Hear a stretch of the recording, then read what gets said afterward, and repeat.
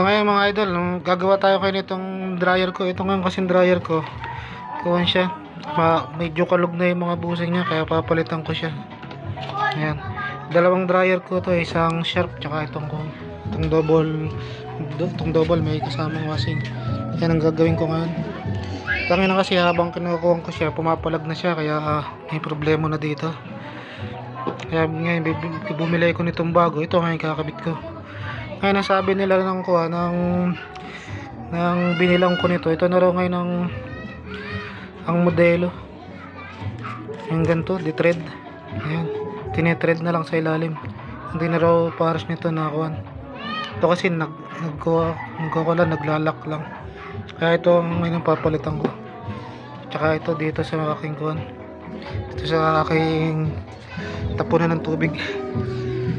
Yan mga idol, kaya dito natin kakabit yan. Dito siya nakakabit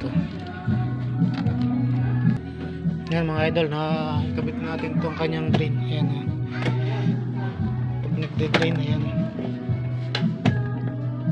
Kasi yan, kumakatas kahit na nakakuha na, nakasarado na, kumakatas pa rin ang tubig. Pero ngayon hindi na yan. Bago na kasi pinalit natin. Ngayon kakabit naman natin itong kanyang pinakabusing dito sa ilalim. Busing ng pinaka dryer. Yan, ito yung kakabit natin. Ang sabi kasi nung gumagawa, ito daw yung pinaka modelo ngayon kaya tatry natin yung ikabit dito sa aking dryer. Yan mga idol, nakikabit na natin ang isang rubber ng kanyang dryer. Kaya assemble na natin.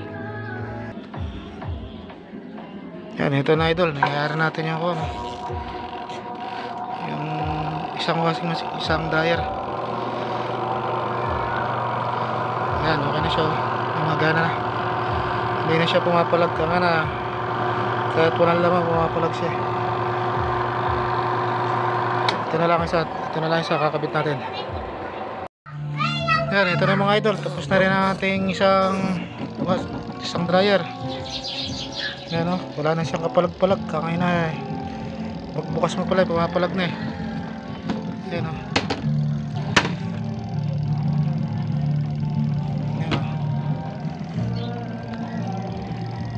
natapos ko rin yung dalawang dryer ko. Buti bago nang nasira nakatapos na ako mag-washing. Yun lang mga idol, maraming salamat, thank you for watching. Ito ang ating mga pinalitan Yan, ito mga idol, yung sa tubig, ito yung pumipigil ng tubig pagka yung may tubig na yung loob ng washing. Ang problema nito, lagi siyang tumutulo kahit na sarado na siya, kaya pinalitan natin itong rubber tsaka nitong spring. Ito naman doon sa washing machine, sa dryer lagi siyang pumapalag. Yan, kaya pinalitan na rin natin yung dalawa, tigisa sila ng dryer, dalawa yung dryer ko ngayon pinalitan ko ng tigisa para wala nang wala nang problema. Ngayon okay na, maglaba man ako, wala nang problema, hindi na siya papalag-palag. Kasi dito wala na, kasi malambot na, kaya palag na ng palag. Yan po, maraming salamat, thank you for watching mga idol.